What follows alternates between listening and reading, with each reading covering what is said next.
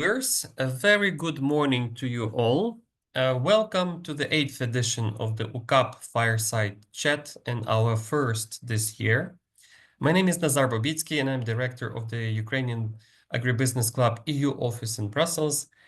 And today we will be talking about the 3 years of the Great War, Ukraine's agricultural sector, its resilience and prospects for the future as the Russian aggression against Ukraine, war in Ukraine rages for the third consecutive year. In fact, we have chosen our date for today's online event not coincidentally.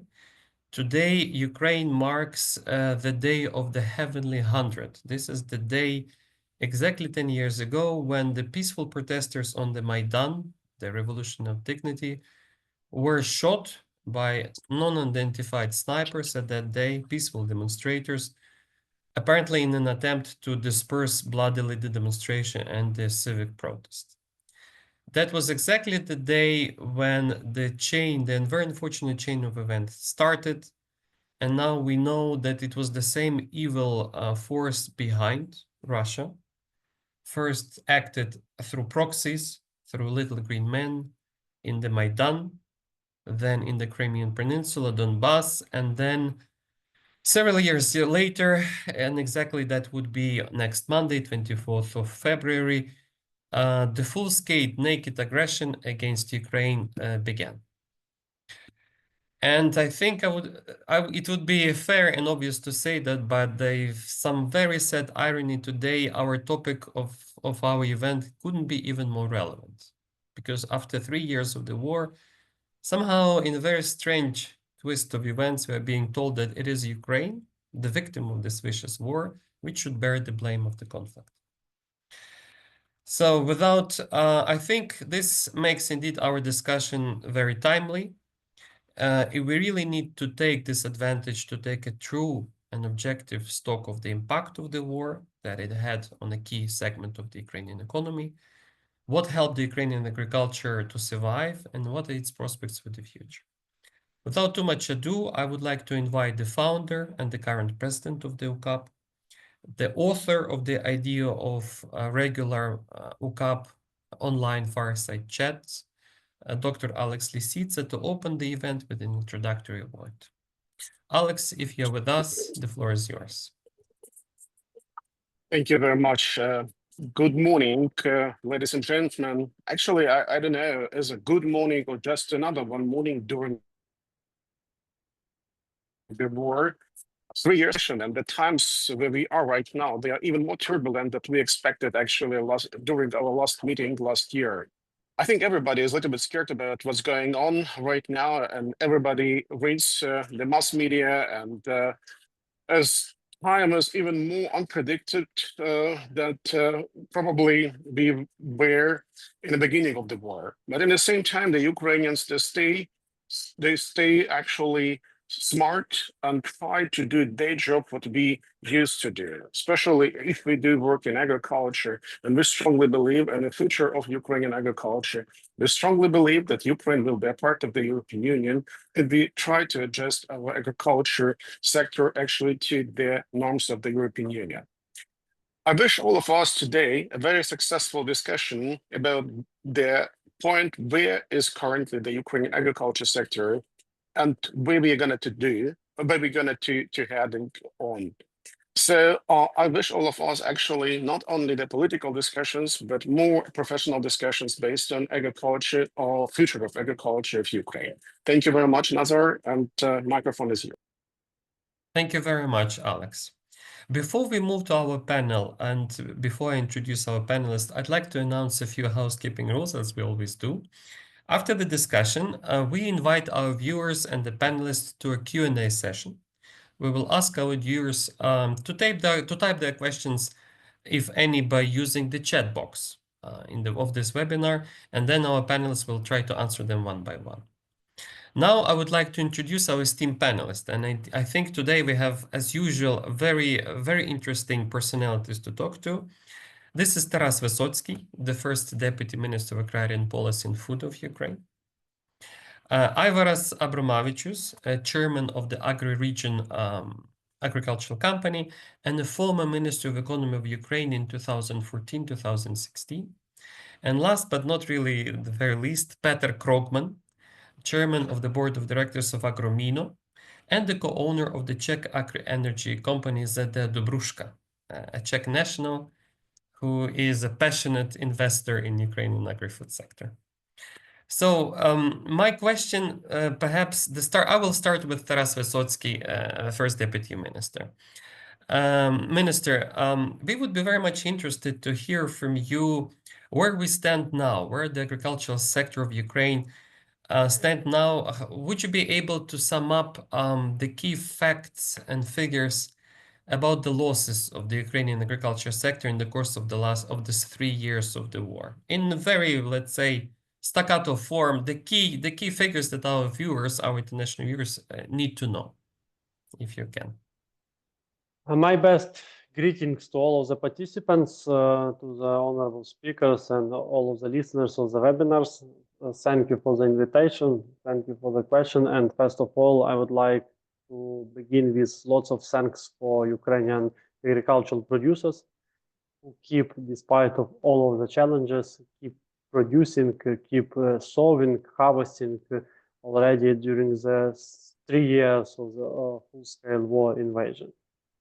Indeed, even under such very tough and very challenging conditions, on the territories under control and also in the front lines, as we have the representative of such company headed by Mr. Krogman, keep producing. We know the results that despite of all of these challenges, still last year 77 million tons of grains and oilseed was produced. And just as one macro figure, that Ukrainian agriculture remains the main guarantee of macroeconomical and fiscal stability in Ukraine, because actually 59% of all the export in the figures of 2024 was from the agricultural production. 24.7 billion US dollars. It came from agriculture, and it is 59% of all Ukrainian agricultural export.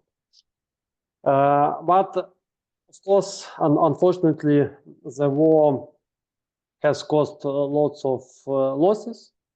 Actually, in the current days, it is a finalization of the RDNA 4. It is assessment of losses of Ukraine in general and agriculture in particular during this war, and the results are going to be announced this month, which is also supported by international partners and World Bank. But what we see from these reports from the previous times, that the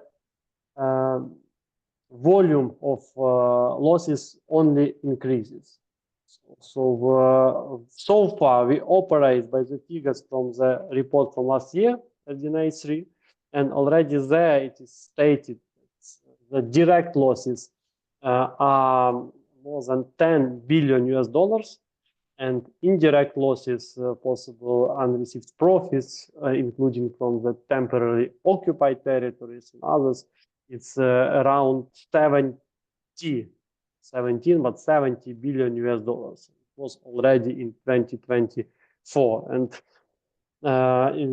within this month, we will receive the update, and unfortunately, the figures are going to increase because the losses only add but not disappear, and so far has been no compensation from the Russian as the aggressor.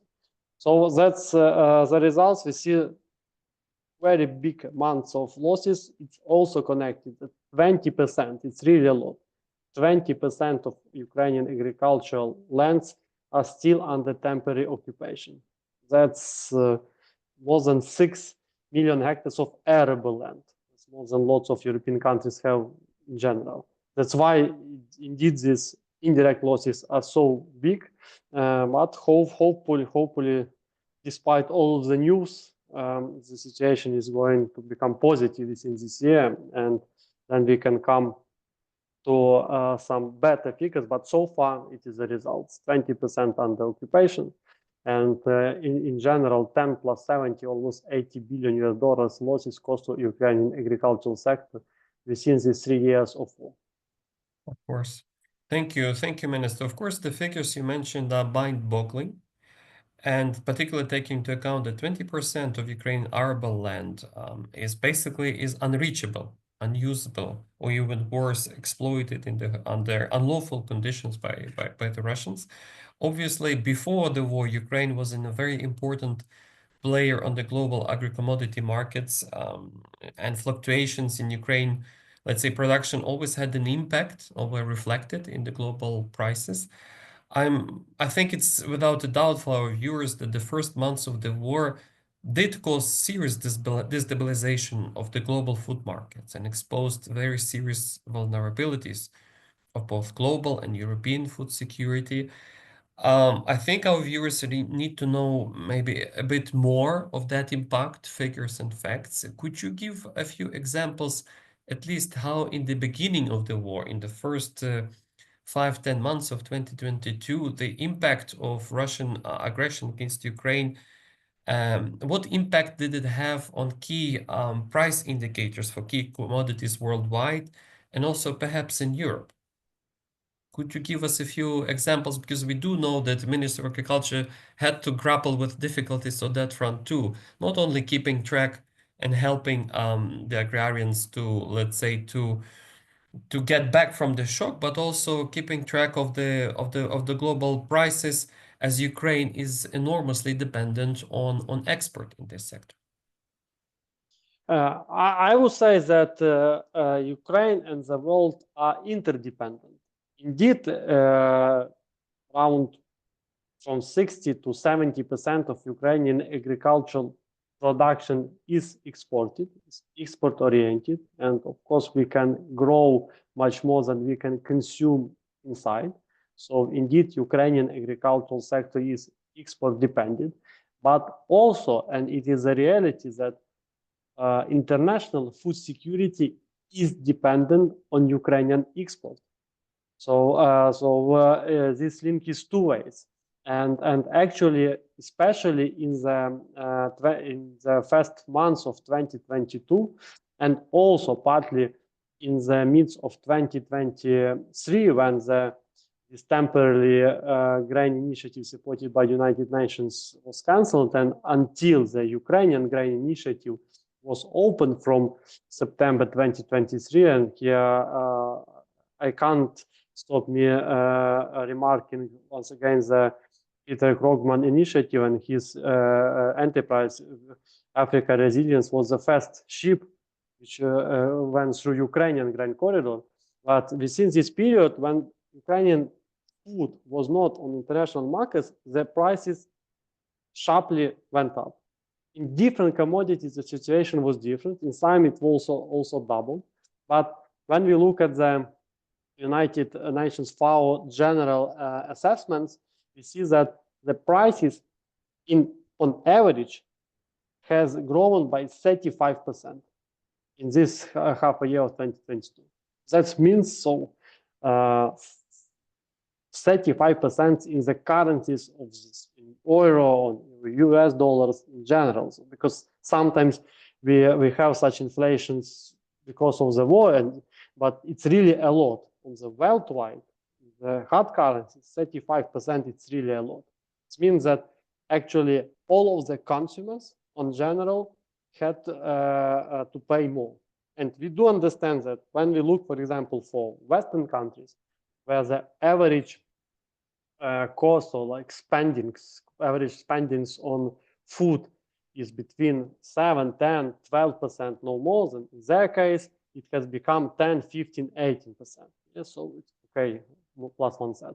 When we look at the countries of, for example, Africa or Southeast Asia, when the average spendings could be 50, 60, 70%, and when we add one set, we do understand that it becomes 70, 90, or unaffordable. So if you add one set to 80%, it's unaffordable. You just can't afford the same minimum physical amount of food. And that's what we had. Actually, that was one of the reasons why in the in 2022, the initiative Grain from Ukraine was announced by the president of Ukraine, and lots of shipments of grain and now food has been done to Africa, Middle East countries, other regions, because due to this sharp price inflations, lots of people couldn't afford some minimum food. So, of course, after when you look at the prices now, we can say about stabilization. But this stabilization has happened because of Ukrainian grain initiative, which has been so far sustainably operating since September, October 2023. So almost 1 year and a half. And once again, the results are on the table. So indeed, Ukraine agriculture and international food security are interdependent. It's unfortunately this understanding came due to this force majeure, due to these very big challenges of the war. But now I think it's clear for all the world and for the future that Ukrainian agriculture can't develop without export, but once again, wealth food security can't be guaranteed and sustainable without the input of Ukrainian production. Thank you. Thank you, Minister. Then another question, as we move on to try to assess the present state and the future of Ukrainian agricultural producers and exporters. In your opinion, what are the key elements or factors of resilience, economic resilience of agricultural sector in Ukraine that helped agricultural producers to survive and to keep, let's say, pretty decent prospects of continuing business, working both within Ukraine and for the global market? What do you think would be the first like 3 key elements that helped our farmers and agriculture enterprises to stand on their feet, in your opinion? Of course, first of all, it's you can describe it by different words, but it's courage, bravery, just hard working of the agricultural producers themselves was the most important, because, for example, once again, March, April 2022, the occupation, all of the other risks, farmers kept solving anyway. So first of all, that's this, I would say, link to the land and link to the business you operate despite of all. Then, of course, the second after it is the possibility and access to the markets, to the international markets. But still, it's important. We do understand that we can't keep growing for 2, 3, 5 years without selling. We will just collect the stocks and it will not be sustainable. So it's very crucial.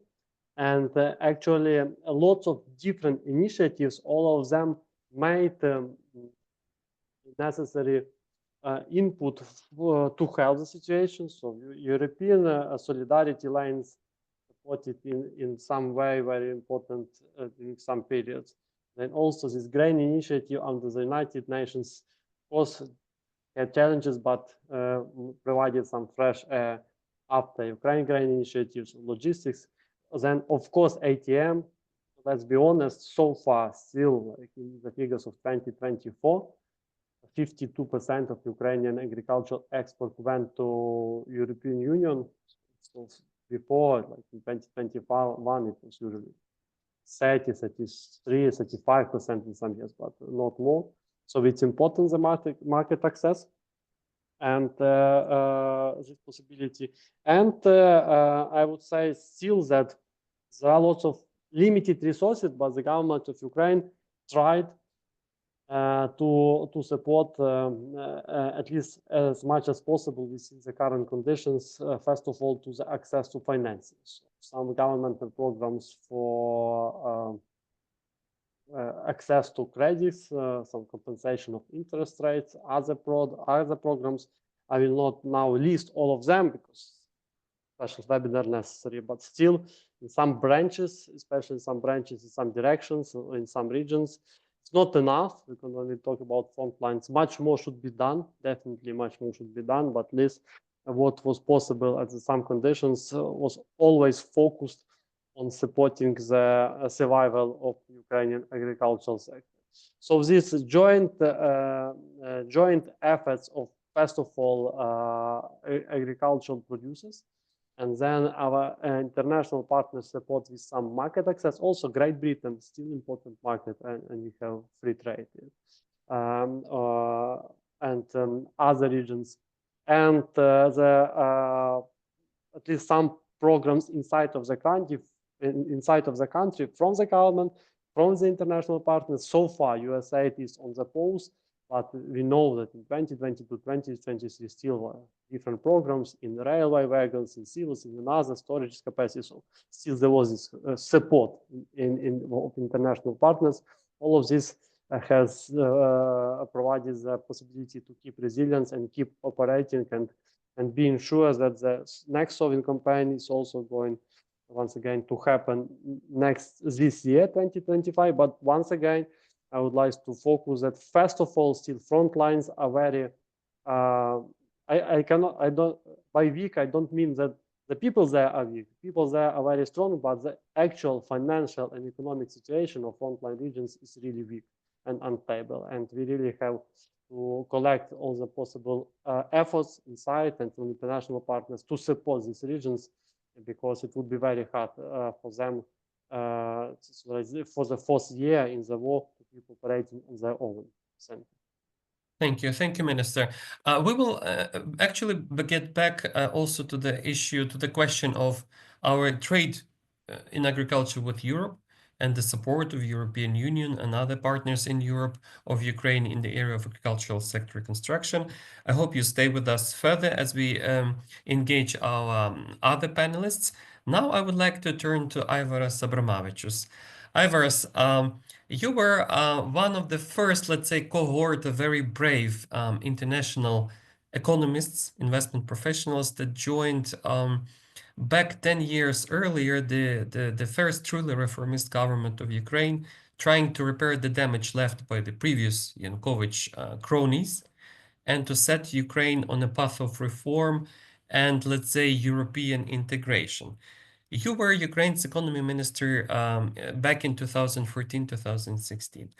Based on your experience back then, how can you assess what factors helped Ukrainian agriculture sector to survive and, let's say, to reestablish itself? As we remember, the proxy Russian aggression against Ukraine started in earnest.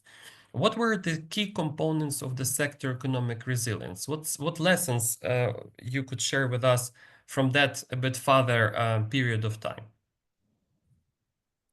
Nazar, thank you very much. First of all, I mean, despite the gloom today, I would still risk and say that Ukrainian agriculture is facing a very bright future. Obviously, we need security in the country. We need people to return home from the front lines, from abroad. We need war to stop. Ukraine start a full integration process with European structures. But the overall fundamentals of Ukrainian agriculture are rock solid. And obviously, we need to thank political leadership. For that, we need to thank our armed forces and foreign partners for that.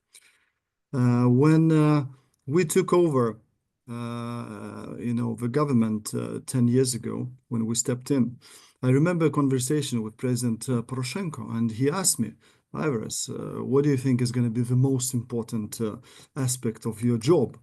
And me, as an investor managing large pools of money in prior life, I said the state-owned company reform, because that was obvious that 3,350 state-owned companies that were pits of corruption needed to be reformed. And he said, no, it's deregulation. So we were ahead of the time. Now, obviously, all around the world, and especially in the US, we're talking about DOGE, about cutting red tape and everything else. 10 years ago, myself and with the help of other people in the ministry, we created Better Regulation Delivery Office with the support of European Commission. The first executive director of that organization became prime minister eventually. Many became top ministers and leaders in the parliament. And when it comes to agriculture, the key aspect, of course, was deregulation as well. Nobody remembers by now that we had all kinds of corrupt schemes around issuing all sorts of certificates, phytosanitarian certificate, veterinarian certificates, in the port before you load your grain. All of that is gone. And many other smaller things regarding the sector. We removed enormous amount of barriers to trade and to invest. About 30% of all the permits and 40% of all the licenses were removed in a very short period of time. But besides the regulation, I think some of the initiatives going back in the days affected the strong fundamentals of agriculture today. The most important being timely and corruption-free reimbursement of VAT. And this is to the credit of former Finance Minister Alexander Daniluk, who created the system that works like a Swiss watch, even during the challenging times of war. And then to the credit of Minister of Economy and Agriculture, Timofey Milovanov, we have a situation where the land reform has been started a few years ago, and it is working. Those willing can buy land. Those willing can sell the land. It's a free market. And I think that these three initiatives, were very important. And this is why I think that Ukrainian agriculture has improved the image of Ukraine globally. And along with the armed forces and IT sector, perhaps, are three of the areas where Ukraine looks very modern, very efficient, and unfortunately, because of and global in scale, and unfortunately because of those features, some of our competitors fear us for good or for bad reason. But as I said, I see a very bright future of Ukrainian agriculture post-war. Thank you. Thank you, Elvars, for this very upbeat and optimistic view. So, in fact, a potent mix of institution rebuilding, strategic deregulation in key sectors, and the right handling of our relations with key partners such as Europe, such as EU, were the recipe of success, or rather the recipe of economic resilience, that now our economy and agriculture sector were able to reap when the really difficult times have arrived.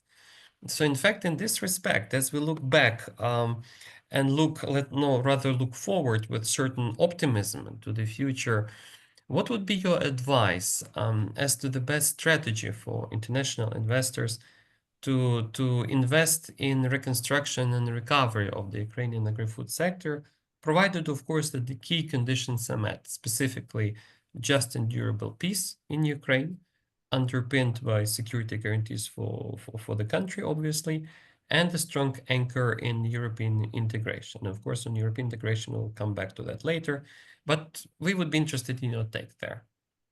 What would be your advice?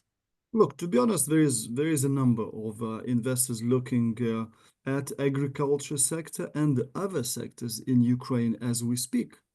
Last month, I had the privilege of bringing in some US investors to Ukraine who want to invest in something that would have direct exposure to rebuilding of Ukraine. But obviously, from my point of view, agriculture is not such a sector, because agriculture has not suffered as much as perhaps other sectors of the Ukrainian economy. And once rebuilding, hopefully, starts its cement, its glass, its bricks that will have more direct exposure to rebuilding as such. But again, fundamentals are great. We are selling corn in the port at $220 today. Last year, at the same time, if we held this conversation, we would say we are selling at $125 per ton. So this is fantastic. So finally, the gap between what Ukraine gets at what Romanian, Lithuanian, and Polish farmers get has closed, because there was same price at which we were selling before the war, but during the first 2 years of war, we were selling at about $50 discount to what the Poles and the Romanians were selling. So multiply that by what Taras said, about 70 million tons, and on an annual basis, we were losing somewhere down the road about $3.5 billion only in the lower prices that we were receiving. Obviously, some people in the logistics, international traders made that money, but right now, I mean, and let's hope that it stays that way. The price difference is non-existent, which is good. I would say, international investors, I mean, those that are keen on agriculture sector, there is enormous amount of opportunities, consolidating some food brands in FMCG sector, investing more in processing, bringing with themselves, lower cost of capital as such. And the more Western investments we will have in Ukraine, the more secure will Ukraine be, from my point of view. I think then Europeans and the Middle Eastern investors and who knows, Asian investors and American investors would want to defend our country more. Politically, diplomatically, militarily, as such. I think some of the mistakes were done in the early 90s when majority of the best assets in Ukraine were sold to a small circle of people instead of transparently to international investors. And as Taras said, we need strong support for the frontline zones. I think European Union has all kinds of sort of neighborhood policies that understand and explain how troubled regions need to be supported so that people return there and an economy thrives. I think by now, large companies which required support at the start of the war when logistics channels were closed no longer require any type of support. When it comes to EU, I have only four things that I want to say. We want a fair deal with EU. I mean, popular slogans that are around these days. We need to have common sense, as everyone says. So we cannot get rid of some, I don't know, crop protection or fertilizers or something else if that is going to increase food prices in Europe. It means less money in the pocket of European taxpayers and voters, and it means that we will have very dire consequences. And we have obviously to have deregulation. I mean, it's again common sense and too much regulated. Stories used to go that EU regulates even the curve of a banana or the size of a cucumber in the supermarket. Of course, that's exaggeration, but some ridiculous regulations, went far out. And as Alex, my dear friend, likes to say, that Europe needs Ukrainian's agriculture sector, because the current situation shows that individually, as countries, as markets, as companies, as human beings, we are weak, but collectively we are strong.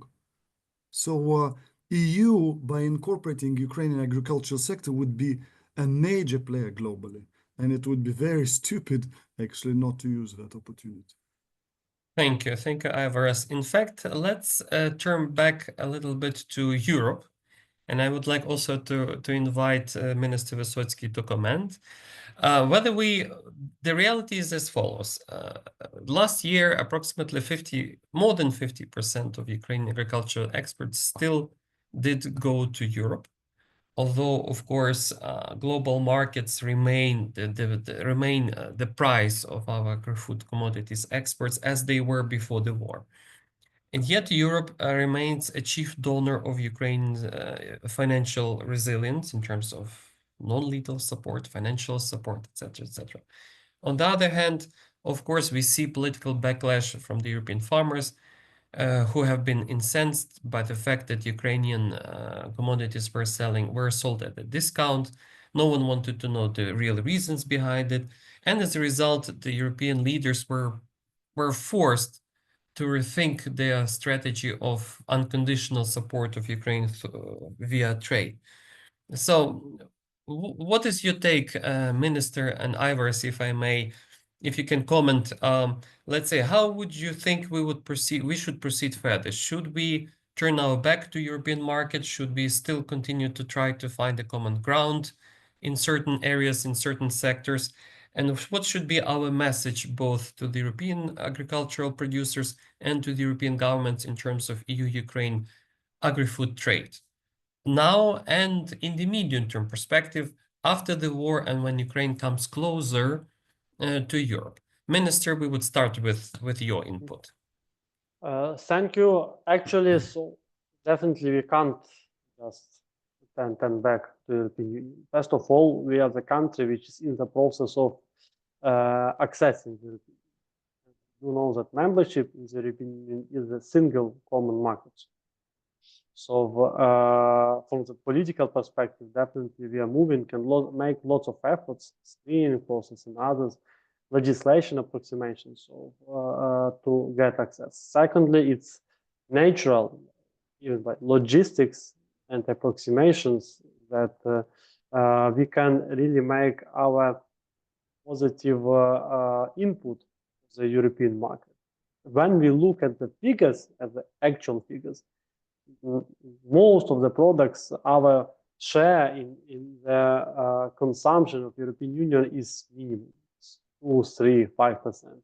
Means share of Ukrainian products in European consumption. So definitely, from any of macroeconomic view, you can't say that there is some dramatic effect.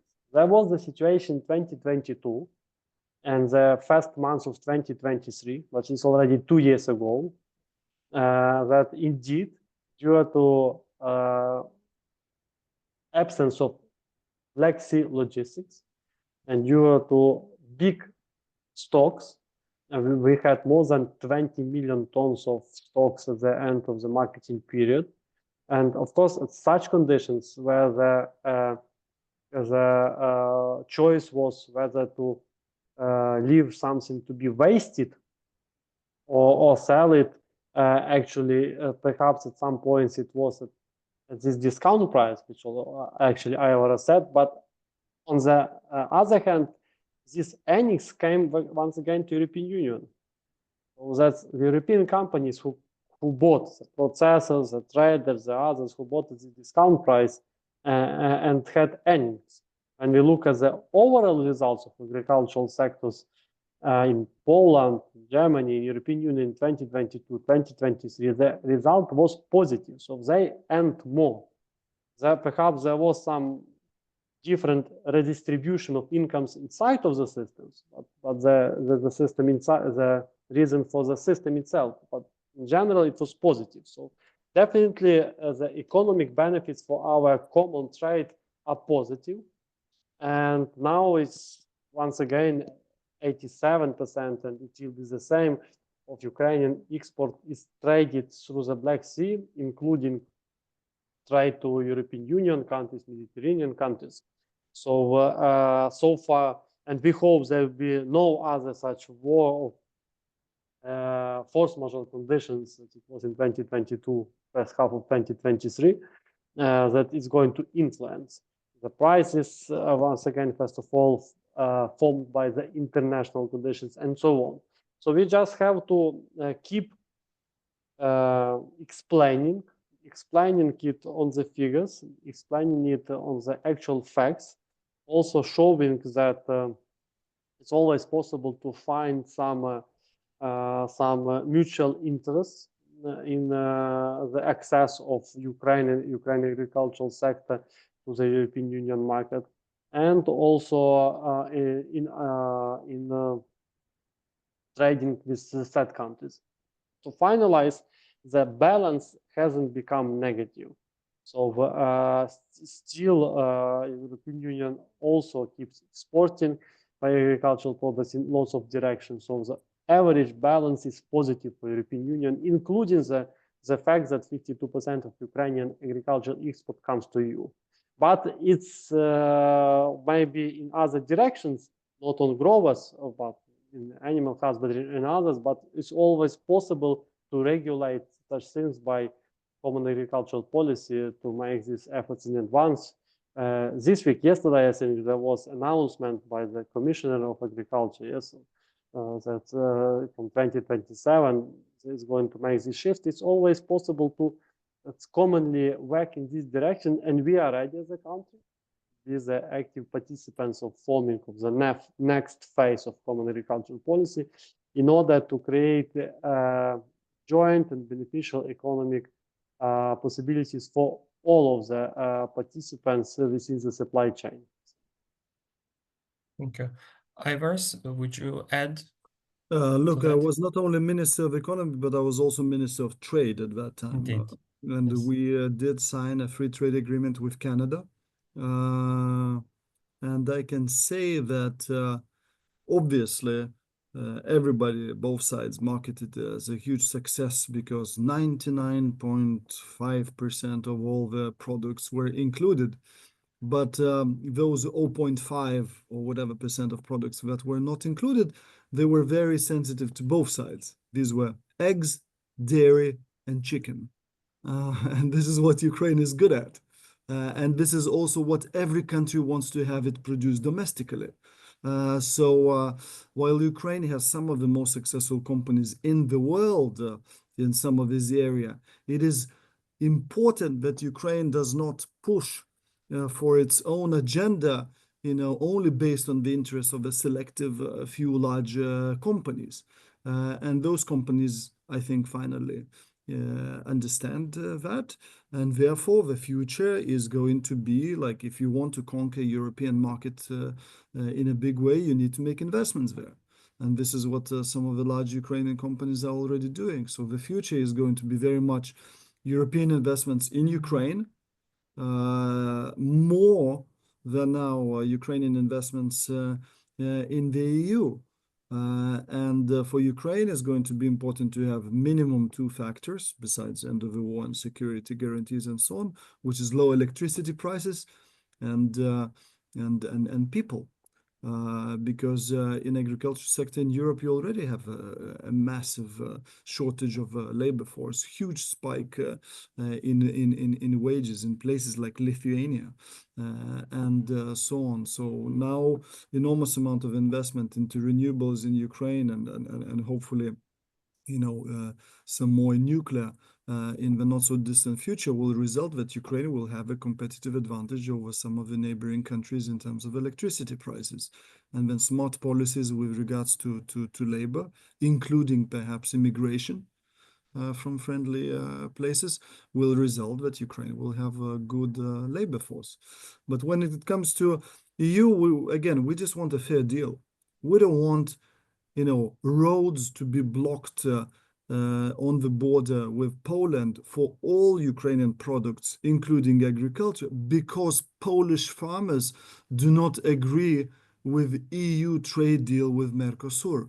I mean, this is ridiculous. And this is not only, bad for the future outlook of, relationship between two countries, bad for investments. It is absolutely bad for morale for soldiers on the front line. When they sit there and wait for another Russian bomb to land and read what the global politicians are saying and decreasing support, I mean, the last thing they need is that the closest neighbor also starts to block, economic sort of activity of the country. So So Ukraine needs to get a fair deal and obviously needs to ask for a fair deal, but needs to remember what the sensitive aspects of European agriculture are and try not to exploit it, but be reasonable about it. You cannot have 100% of European chicken market. You cannot have 100% of some kind of processed, I don't know, product market. That's why some of these calls in Ukraine that we only need to, process everything and export only processed goods, it's unrealistic. A lot of countries want to process goods in their own country and create jobs, and we need to respect that. Thank you, Ivars. I think now we would really benefit from an opinion of an expert practitioner in agriculture business in Ukraine with European roots. I invite Petr Krogman to put your head into the ring.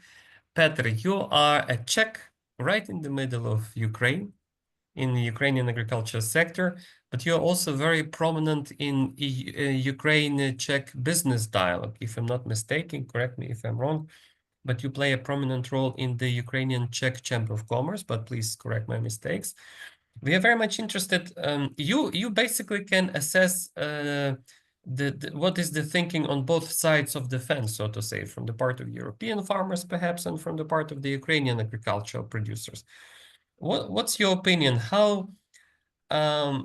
What should be the message to European farmers and to Ukrainian, let's say, producers, how the current, let's say, differences or incompatibilities could be resolved, and whether you also share the views of previous panelists that in the medium to long term, there are benefits, if any, and whether we should be able somehow to find, to coexist in a productive competition, and perhaps even focusing jointly our attention on global markets in terms of agri-food export. So your thinking is very interesting to us. Hello. So thank you for the question. First, greetings to everybody, especially brave Ukrainians. Before I get to this very specific question, I must comment current events because it has consequence also for the internal issues of Ukraine. So I want to make clear that it's from the high level business view. So it is clear that Putin is trying now to remove strong Zelensky through Trump. And this dictator is lecturing us on democracy, and inexperienced egomaniac is parroting that. So we should read less newspaper, stay calm, keep on the course, and not overreact. Second, USA is not special. Amazon, Google, or Facebook will not win any war. It can be won by the European industry, which is stronger than the US industry. And combined, European armies have the same capacities in personnel, tanks, or budgets like the US army. So it means it's far stronger than the Russian one. And third, last one, Ukraine will eventually win with or without USA. So to begin with this, and everybody should understand this. Ukrainian and European farmers can coexist. Yes, they will be always competitors, and it must be clear that European farmers need the security shield of Ukraine to prevent Russians coming to their field. So this is the highest profit European farmers have from the existence of the Ukraine and Ukrainian farmers. And the same is valid within Ukraine. The Western Ukraine farmers, Central Ukrainian farmers, profit from the existence of Eastern farmers in Ukraine. So this is their source of, this is the source of resilience, the strengths and allies with whom you share the common protection, because the security issues are the biggest ones And everybody in Europe and everybody in Western Ukraine should understand this. I fully understand that after when Ukrainians hear what Trump is saying now after 3 years of fighting and suffering, when Ukraine proved its resilience as a country and also its agriculture sector, it is very frustrating to hear such words. Ukrainian agriculture has overcome complication in logistics. We replaced people who left army or abroad, and the solution is to rely on reliable allies and seek solidarity within Europe. But I do not see sufficient solidarity within Ukraine. So to this point, it is parallel. Europe versus Ukraine, west of Ukraine with east of Ukraine. So the situation in the east of Ukraine is the worst. The Ukrainian front lines bear the biggest burden, have the highest costs. And we can compare. I have farms both in the west and the east, and our farms in the west have record profits. The profitability is wonderful of our Western Ukrainian farms. We profit from the war, like European farmers profit from the war. As Ivaras described, the prices are really nice.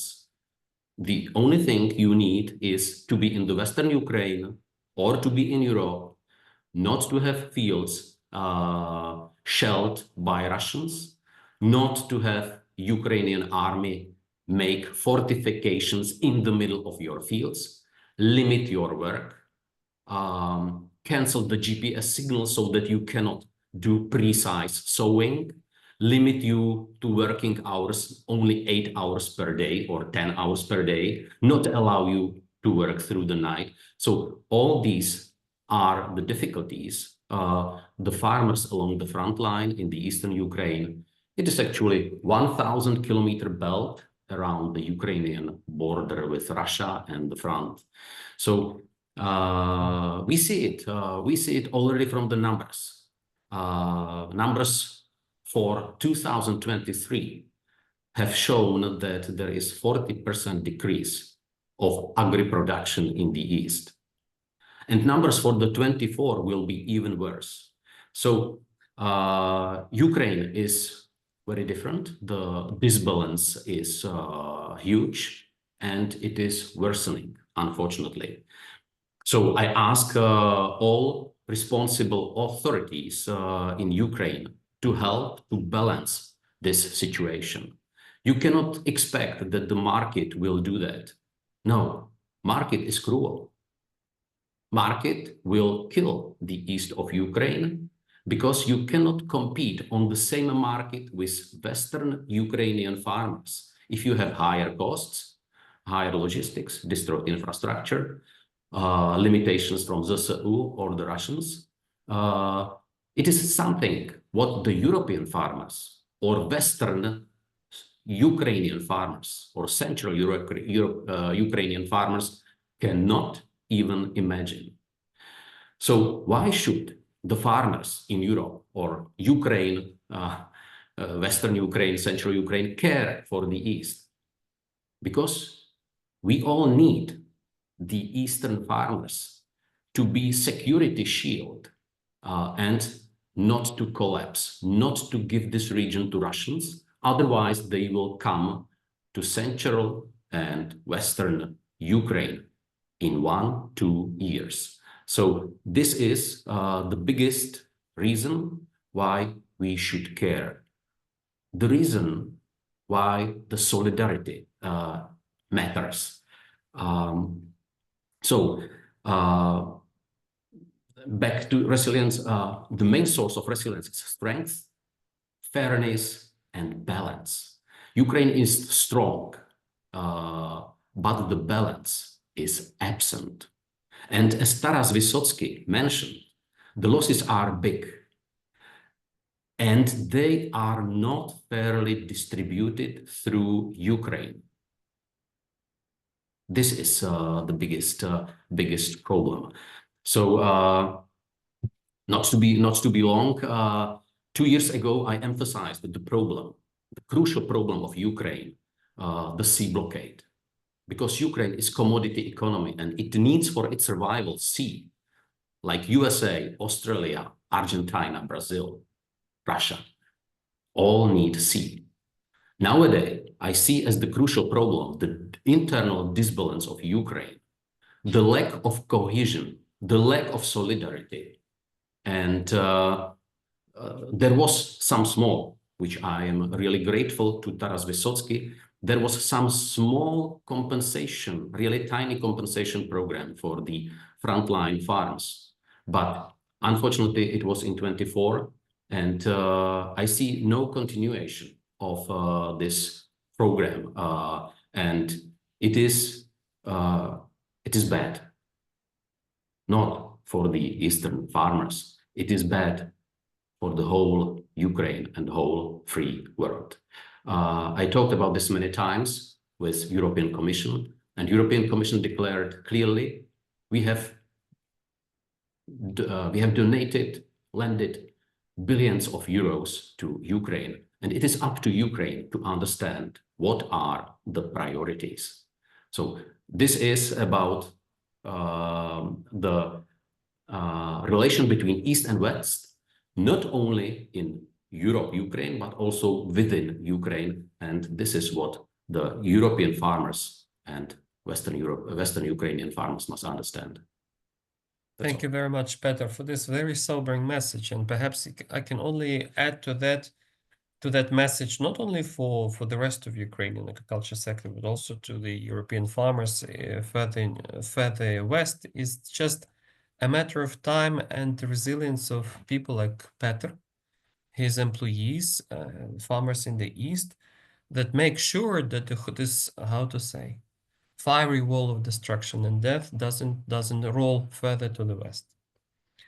And second, it's a matter also of political solidarity, ability to look beyond the day of today and tomorrow, to understand that resilience of companies like Petr comes first and foremost from economic and financial support, but also ability to access the global markets, to access the European markets.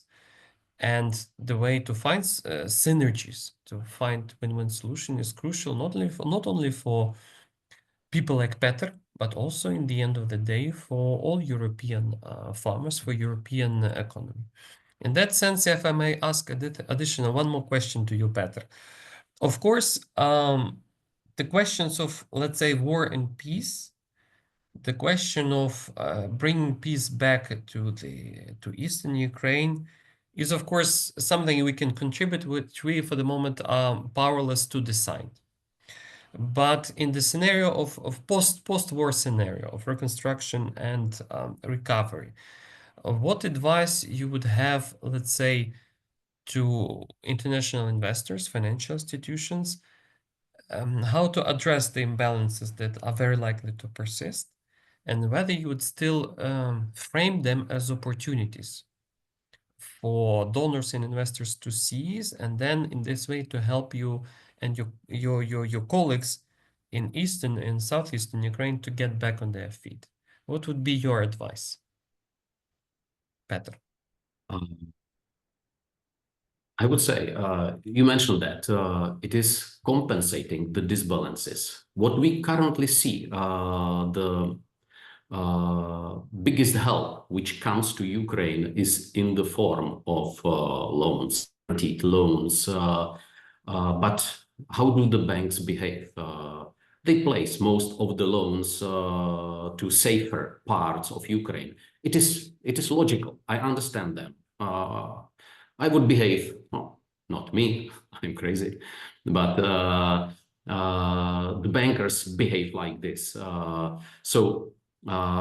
This is worsening the disbalance of Ukraine. And also the IFIs, the international financial institutions are doing the same harm. The European Commission does not understand this real problem of Ukraine. DG NIR does not at all cope with that. So it is the biggest problem to explain to people who can change something either in the Ukrainian government or in the Brussels to help Ukraine now and in the future reconstruction. And it is not about the loans in the East. Maybe loans are good for the West of Ukraine. You can loan money only to somebody who is profitable, who has money to return the loan and interest. If a company, industrial, agriculture, service is losing money, it makes no sense to take loans to cover the losses. Why? To get into double debt. It makes no sense. So Ukraine must be fair first. It must compensate its peripheries, its security belt, its east, and only then Ukraine can think about winning the war, about having peace. And based on the recent events, Ukraine can see that it cannot wait only for external help. It must improve its measures, its conditions itself already now, already today, because tomorrow it will be late.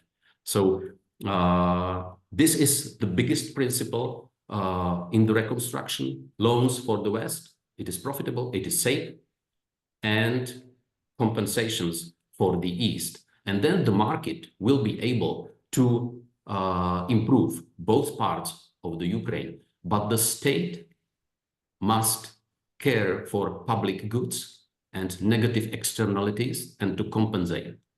Because nowadays, Ukraine is pretty predatory economic. Ukraine is really cruel economic, like in medieval times. The role of the state is really low because it resigned on its basic functions. So this is the biggest problem currently and for the reconstruction. Very interesting and very sobering thoughts, Petr. Thank you. We are quickly moving to the Q&A section of our webinar. We have received a lot of questions written in advance of our session, but many of them, in fact, are pivoting around several key topics. One, our readers is very much interested about the role of the small-scale farmers in Ukraine. What role do they play today in terms of stabilizing Ukrainian agricultural production, exports even, and of course, employment? And what role the small farmers can play in the future restoration of the country's agriculture sector? Perhaps I would invite Minister Vysotsky to answer this question, and I also invite Aivaras and Petr to contribute. Minister? The role of small farmers. Role of Very small important. farmers. Mhm. So actually, we understand that in Ukraine, we have our unique, I would say, yes, our unique systems when we have different kinds of producers. We do have, I would say, not only small farmers, but we have also households. Even, yes, we have also households, small likelihood we have small farmers, average and big companies. But what is really unique that since I would say 2014, 2015, so since a decade, the overall structure has fixed and naturally coexists, and there are no any big changes. And also, even more, as Aivaras mentioned about land market, agricultural land market, nothing has changed after opening of the agricultural land market as well. So now radical changes. We have already for even legal persons since January 2024, more than 1 year, and nothing has happened. So I can say that, and we do know that European Union, the situation is also different in different countries, but most cases about small farmers. Our current state shows that it's possible to build a system that's not so deeply dependent on subsidies, some directions or some, but not so deeply overall dependent, can be independent, can keep developing and be efficient. If we, once again, of course, front lines, it's hard for all types of companies, doesn't depend on the site, it's just hard. But if we look at the situation of 2021, do understand that it's possible really to move further without this focusing. So we also, we now have some experience of financing from the side of European Union, some programs which focus only on small farmers, which is the preconditions. And we don't see some radical changes. So it's this segment should be, it's important, but I would say that, so we really have to keep our structure in our integration and not be afraid of it. There is, of course, no way of destroying it, but really find some quite fair, once again mentioned today, fair deal, quite fair rules announced in advance, which would describe what are the possibilities for different kinds of participants, including small farmers. And then if it's announced in advance and then followed, we don't see actually any problems with it. So, I would say that it's more about, once again, some information communications theories or myths than the real some problems or bottlenecks or otherwise in our case. So our strategy is really to build resilient, efficient, different kinds of producers, and also to integrate into European Union with such approach. And we are sure that it will make even European Union stronger and more resilient, because now they are all the time talking about these challenges and what to do, payments, hectares, and so on, and how to manage it in the future. So let's share our experience and look at it as a possibility for us and for the European Union as well. Thank you. Thank you. Peter, Aivaras, would you like to add? Very good. Okay. Please, Peter. I will comment. The question of small farmers is no issue in Ukraine. Ukraine has a unique structure, combination of small, medium, and big farmers, all coexist. Actually, the big and medium farmers create the infrastructure for small farmers. Ukraine is really a big country, and they enable them to get their production effectively, efficiently to the ports. So it is mutual profitable coexistence. So let's not make the same mistake like European Union of some discriminations of small ones or big ones, and letting us to be confused by these artificial discussions. I know many small farmers in Germany or in Czechia, and they are not very happy about that they cannot be replaced, that they cannot go for vacation, that they are 20 hours locked on the farm and they would like to escape. So let everybody, and they cannot escape because of many regulations. So let everybody work as he wants, and let's be fair to all. All those who respect the rules pay taxes, which is not in Ukraine very common, should have the right to exist. And the fact is that small farmers are avoiding the taxes more often than the medium farmers or the ones. So this would be also harm for Ukrainian budget to concentrate only on one part and kill the other part, because we know that a lot of European money can be used only on social services, etc., and cannot be used on the army. So Ukraine must generate its own sources to be able to pay the army. So it is necessary. And I will mention one provocative topic. The failure of Ukraine, another failure is that there is no profit tax in agriculture in Ukraine, because profit tax in normal countries works as built-in stabilizer. So if you are lucky, you pay taxes. If you are not, or there are some external pressures like Russia, you get relief. You do not pay taxes. So this stabilizer is missing in Ukraine. And I think that Ukraine should think about solution in this direction. This is more important issue than question small or big. Thank you. Thank you. Very unorthodox thoughts, of course. And Ivars, I recall your input earlier as a proponent of deregulation in Ukraine 10 years earlier. Would you like to comment on that? Well, how we should strike a middle course, or is there any recipe? On the other hand, the regulation is clear, especially in tax matters. On the other hand, certain semblance of order or regulation is important, but it's more a philosophical question. But still, your input would be valuable.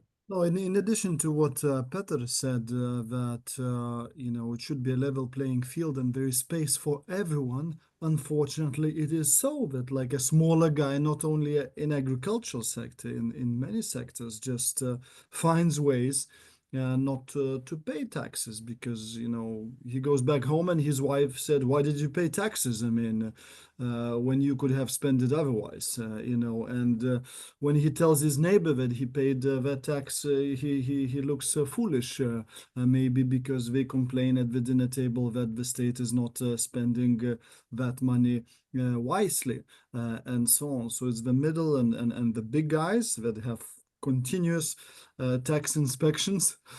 So we are taught to do everything by the book. We pay taxes and so on. But also looking back, I mean, Ukraine does not necessarily have long, small farming traditions, because Ukraine has been under Soviet communist occupation for far too long. So all of these people that worked in agricultural sector, they were simply hired employees in collective farms, in kolkhoz. This is not, Poland or Romania and so on, in a way. So we lease land in our company from about 14,000 people. So it means 14,000 people on average have about 3 hectares. Many of them, have absolutely no idea how to farm, most, and have no intention. Some, from year to year, they say, "Thank you very much. I mean, we will now work on that land ourselves." So it is up to them to decide. Maybe they already left to the city. Maybe they left abroad. Maybe they want to sell that land. But it is really a free choice for everyone. And I only wish that some of them would be more active in more value-added situations, like grow cucumbers and tomatoes and berries and whatever, a bit kind of Dutch style, so to say, because the world is moving towards a situation where you want as a customer to buy some produce, be it meat or milk or cheese or vegetable, which maybe has been bred or grown within 20-kilometer radius, not brought from another part of the world, and so on. So there is really a lot of space. I mean, recently I have been very much encouraged by a Chernihiv-based guy, again, deoccupied territory, who was a fairly large producer of specialty clothes. And now he's doing, peas and cucumbers and berries.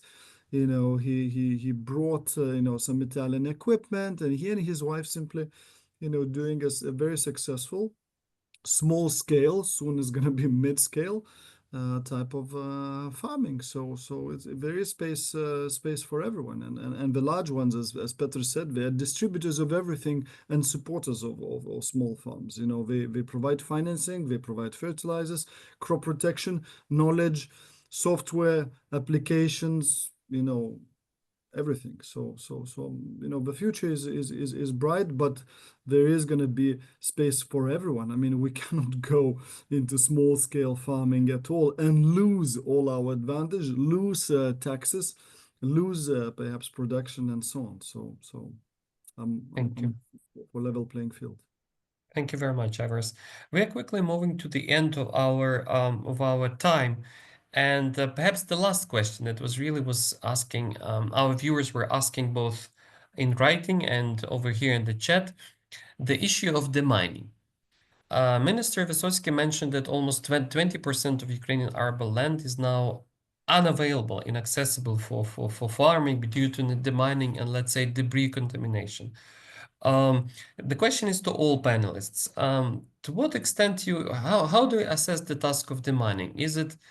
Is it a matter of a few years or 10 years or more?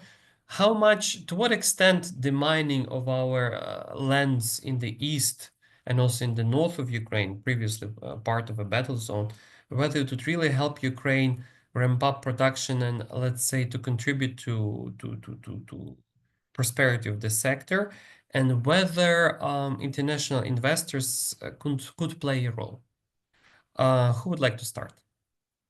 I'll comment briefly. So far in the previous years, in 2022, 2023, 2024, actually, I would say 285,000 of hectares have been monitored and, if necessary, demined.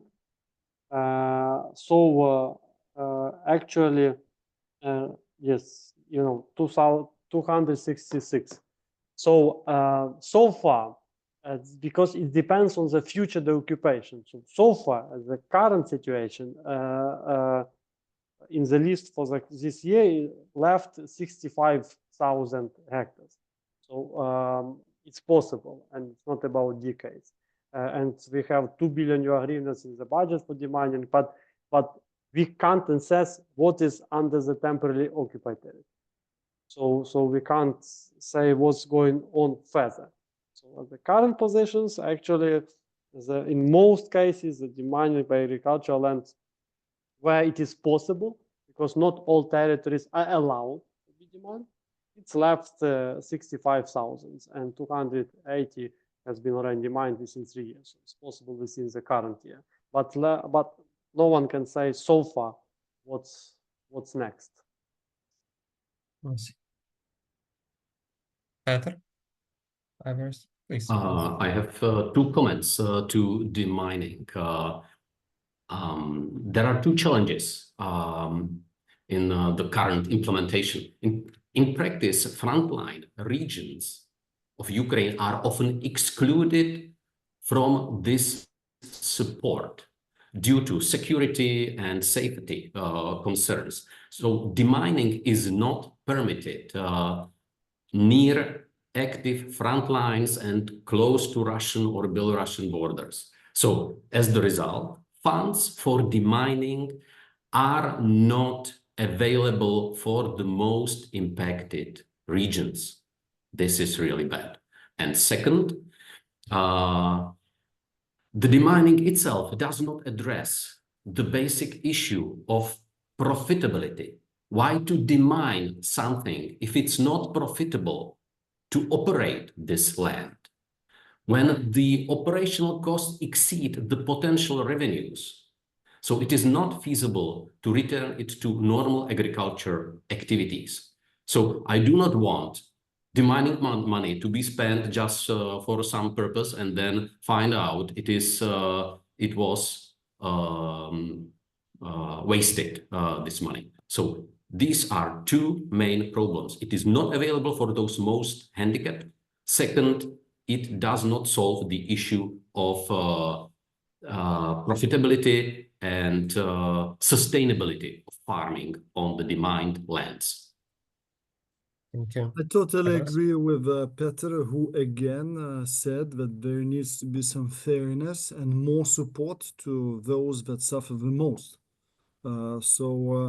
We are lucky not to have fields that are mined, but we are close enough to Kiev, which means that lots of our fields are from time to time littered with exploded and unexploded missiles, and that we clear ourselves without any financial support from any international organizations, together with military and with the rescue personnel.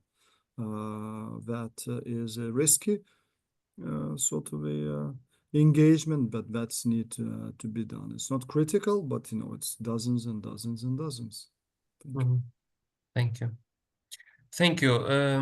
We are closing to the end of our webinar, and I think we had a fantastic discussion on the, let's say, the current state and the future prospects of Ukrainian agriculture sector in the course of the 3 years of full-scale war. I would like to invite Alex Lisitsa, the president of UCAB, to sum up and to say a few concluding remarks. Alex, I know, is traveling, so if he is able to join us, he would be very much welcome. Alex? Sorry, I'm really in a train right now, and it's like bad connection. But I was listening all the discussion, and I found it really amazing. All what the Minister Vysotsky, Ivaras, and Peter said, the perspectives of like Ukrainian agriculture and current developments. And I'm actually very optimistic about Ukraine and also Ukrainian developments, despite all the troubles we have right now with our partners. And I do strongly believe in a strong Ukraine and a very strong Ukrainian agriculture in a strong European Union. So I'm really thankful to all of the panelists today. Nazar, very special thanks to you. You have done a great job as always. And I hope that next time when we are going to meet together, that will be definitely better framework, better platform for discussions. Thank you very much to all of the participants and to all of the panelists. Thank you very much, Alex, for a very kind words. And also on behalf of UCAB, I would like to thank our excellent panelists for their time, for their zeal, for their arguments, for their also cool heads and reasoned opinions about how difficult it was for us to go through these 3 years of war, and yet we look forward to the future with optimism and resilience. Thank you. It was the 8th online fireside chat of UCAB, designed specifically for our international audience to tell you more about Ukrainian agricultural sector. My name is Nazar Bobitsky. I'm the head of Brussels office of UCAB. Please stay tuned to our next broadcasts that will be coming soon. And you can always review the recording of this video on dedicated to UCAB YouTube channel. Thank you, and Slava Ukraini. Героям слава. Thank you. Thank you. Героям слава.